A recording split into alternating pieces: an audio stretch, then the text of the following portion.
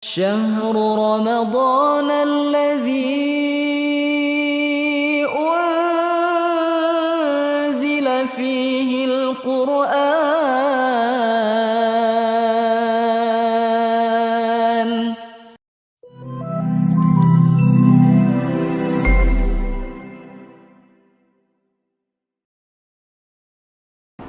Bismillahirrahmanirrahim. Assalamualaikum warahmatullahi wabarakatuh.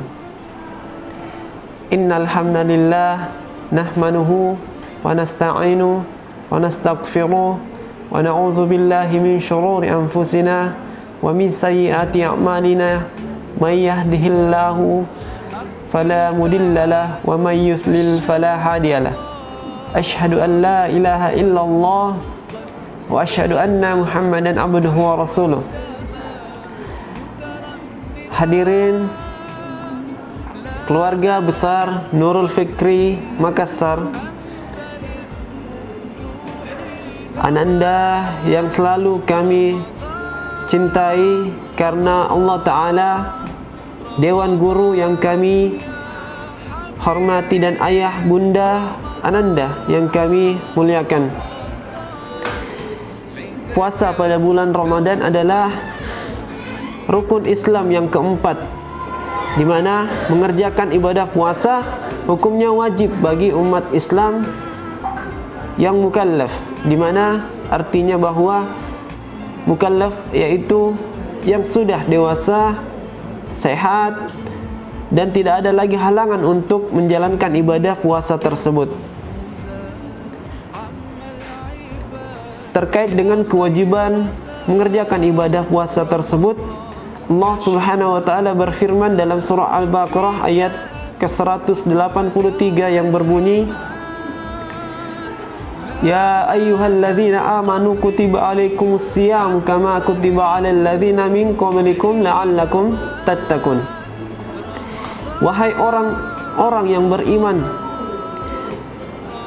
diwajibkan bagimu untuk beribadah puasa sebagaimana diwajibkan bagi orang-orang yang sebelum kalian, agar kalian menjadi orang-orang yang bertakwa.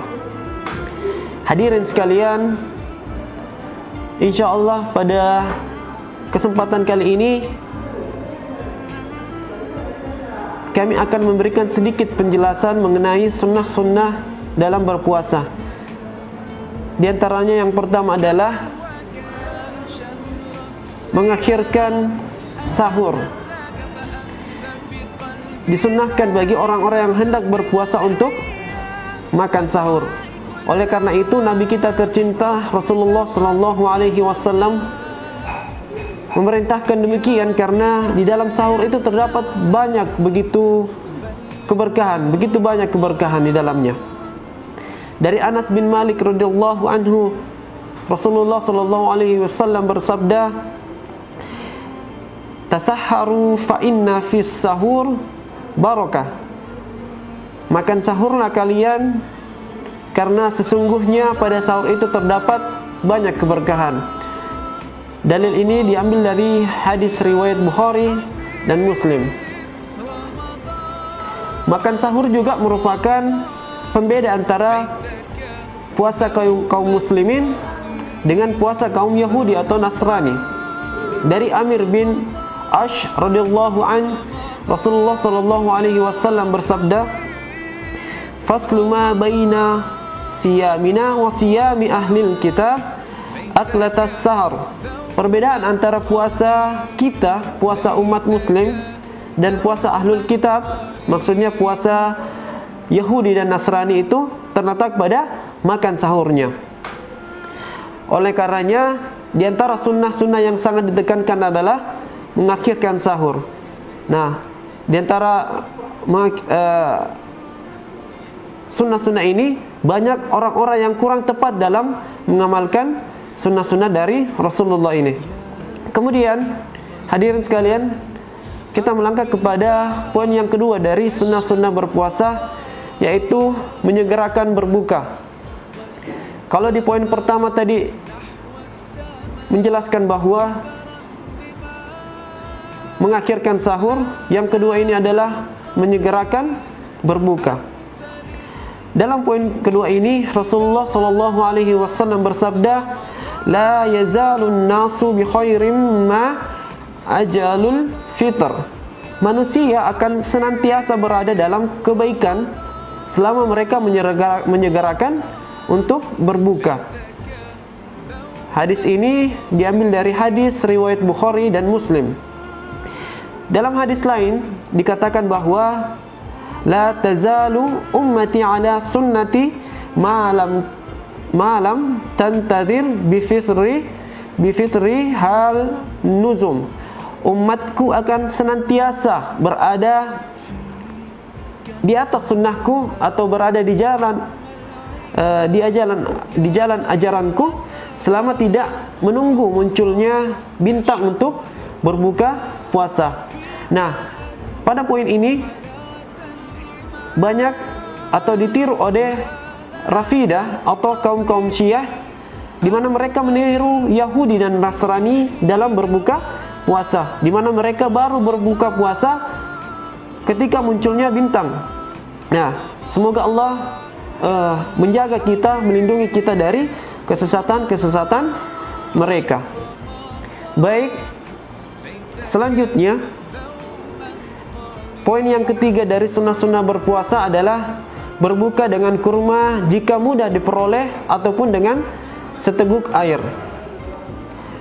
Dalam hadis Abu Daud dan Ahmad, Rasulullah sallallahu alaihi wasallam biasanya berbuka dengan rot atau kurma basah sebelum menunaikan salat maghrib.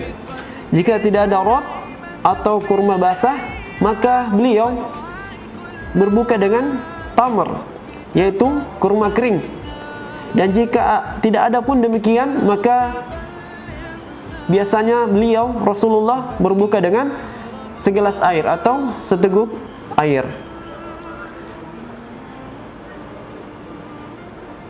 Nah, selanjutnya hadirin sekalian, kita melangkah kepada poin yang keempat dari sunnah-sunnah ketika berpuasa, yaitu yang keempat adalah berdoa ketika berbuka. Tak bisa kita pungkiri, tak bisa kita hindari bahwa setiap kegiatan kita, setiap aktivitas kita sebaiknya diawali dengan berdoa. Begitupun ketika kita ingin niat untuk berbuka puasa. Perlu diketahui bahwa ketika berpuasa adalah salah satu waktu terkabulnya doa. Rasulullah sallallahu alaihi wasallam juga bersabda, yang artinya ada 3 kelompok, ada 3 orang yang tidak tertolak, ada 3 orang yang tidak akan tertolak doanya. Yang pertama adalah pemimpin yang adil. Kemudian yang kedua adalah orang yang berpuasa ketika dia berbuka. Dan yang terakhir adalah orang yang terzolimi. Dalil ini diambil dari hadis riwayat Tirmizi dan Ibnu Hibban. Ketika berbuka adalah waktu terkabulnya doa, karena ketika itu orang-orang yang telah berpuasa telah menyempurnakan ibadahnya, telah menyelesaikan ibadahnya dalam keadaan taat, dalam keadaan tunduk dan merendahkan diri kepada Allah Ta'ala. Baik, selanjutnya kita melangkah kepada poin yang kelima dari sunnah-sunnah berpuasa, yaitu memberi makan kepada orang-orang yang berbuka. Dari hadis riwayat Tirmizi, Rasulullah sallallahu alaihi wasallam bersabda, yang artinya siapa memberi makan kepada orang yang berpuasa, maka baginya pahala seperti orang berpuasa tersebut, tanpa mengurangi pahala yang berpuasa itu sedikit pun juga. Jadi Rasulullah menyunahkan kita agar ketika berpuasa itu membagikan sedikit rezeki kita kepada saudara seiman kita yang lain. Karena dengan demikian dapat memberikan kita tambahan amalan meskipun tidak mengurangi dari amalan-amalan yang kita berikan kepada saudara seiman kita. Baik, kita masuk kepada poin yang terakhir dari sunnah-sunnah pada saat berpuasa adalah lebih banyak menderma dan beribadah di bulan Ramadan. Dari Ibnu Abbas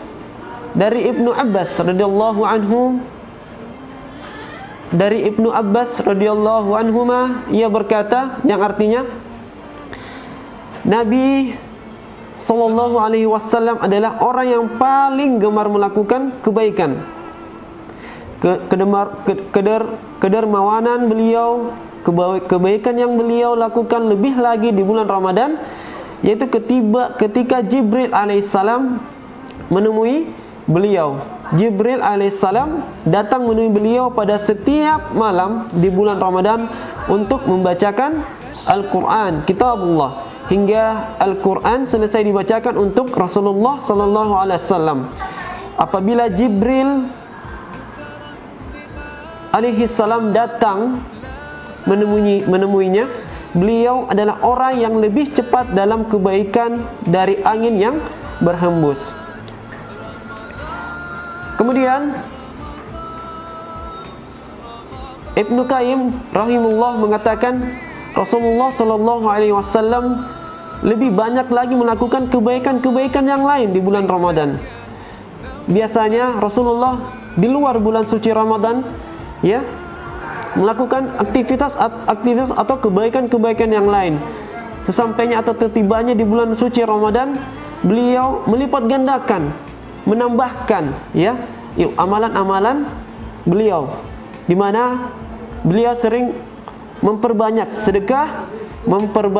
sedekah yang pertama, kemudian berbuat baik kepada sesama, kemudian menambah hafalan atau membaca Al-Quran, menambah salat sunnahnya, zikir, dan juga terakhir adalah beriktikaf. Baik, hadirin sekalian, mungkin sekian yang bisa kami sampaikan pada kesempatan kali ini.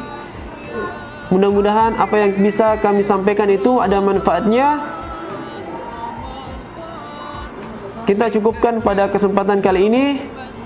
Kita sempurnakan majlis ini dengan doa kafaratul majlis. Subhanakallahumma wa bihamdik, asyhadu an la ilaha illa anta, astaghfiruka wa atubu ilaik. Alhamdulillah, salatu wassalamu ala Rasulillah. Akhirul da'wana, assalamualaikum warahmatullahi wabarakatuh.